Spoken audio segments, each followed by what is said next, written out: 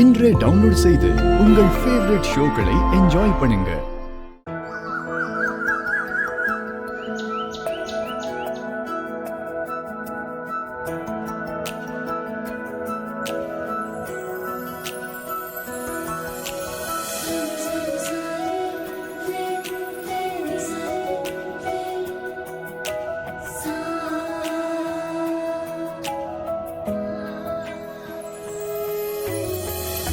கடவுளே, இந்த தாலி என்னைக்கும் எனக்கு நிலைச்சிருக்கணும்.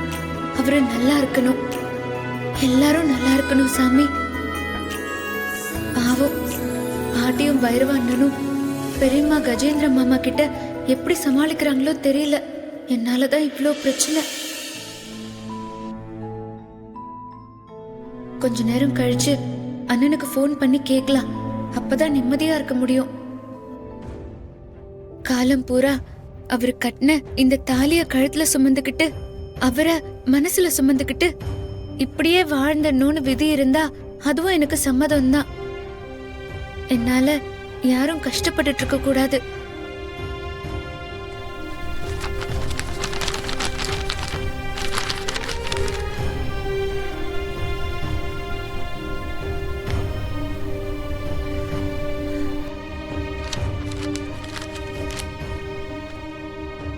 இன்று உன் வாழ்வில் முக்கியமான ஒரு சம்பவம் நடக்கப் போகிறது.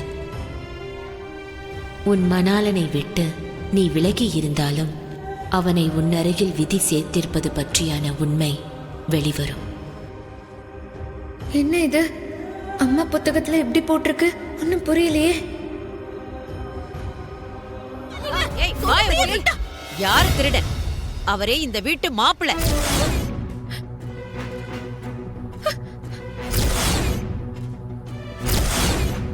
காவேரியோட புருஷனை போய் திருடன்னு சொல்ற? ஏமா, வீட்ல இருக்கவங்க யாரு, திருட வந்தவங்க யாருன்னு உனக்கு வித்தியாசம் தெரியாதா? ஆமா, நீ அவரை பார்த்து திருடன்னு சொன்ன?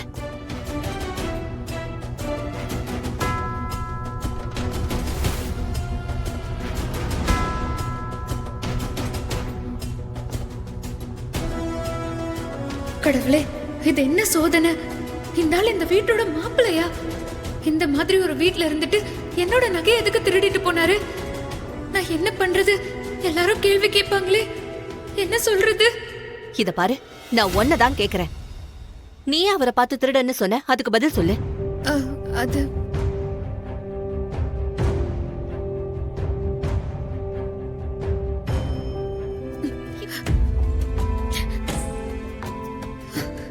மகா.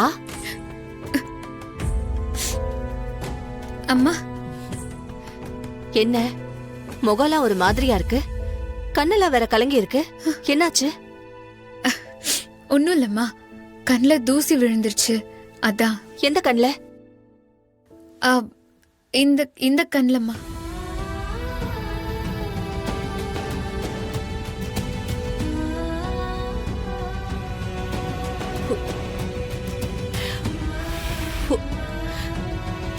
பரவாயில்லையா?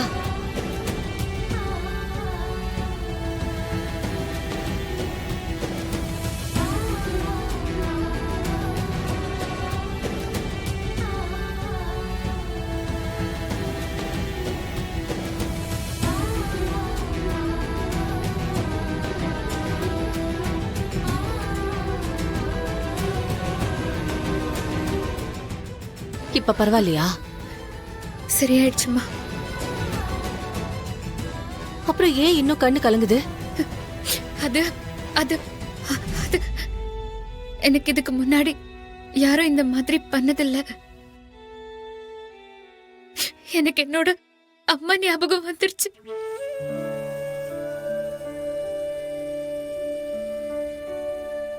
எனக்கு புரியுது மகா. எந்த ஜென்மத்து விட்ட குறை தொட்ட குறையோன்னு தெரியல. எனக்கு கஷ்டம்னு வரப்ப நீ எனக்காக வந்து நின்னு இருக்க. இப்ப கூட நீ இந்த வீட்டுக்கு வந்தத என்னால நம்பவே முடியல. நீ என்ன உன் அம்மாவா நினைச்சுக்க. இனி நீ அழக்கூடாது என்ன?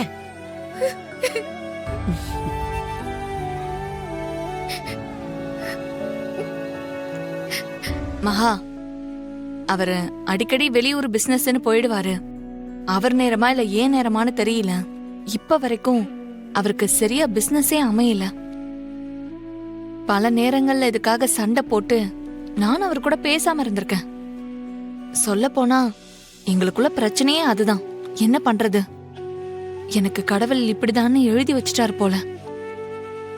இப்பதான் அதெல்லாம் பார்த்துட்டு திரு அவன் ஆபீஸ்லயே வேலை போட்டு கொடுத்துருக்கான்.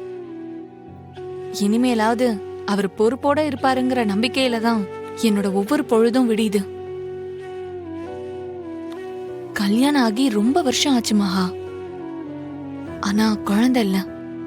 எனக்கு அந்த அதிர்ஷ்டமும் இல்ல.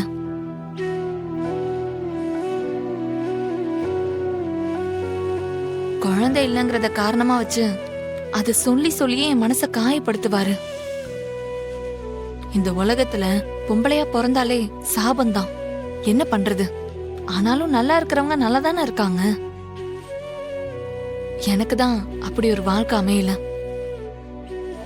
கோயில்ல இருந்து நேத்து நைட்டு தான் வந்தாரு. இத்தனை வருஷம் இல்லாம அதிசயமா எனக்கு இந்த வளையல வாங்கி கொடுத்திருக்காரு.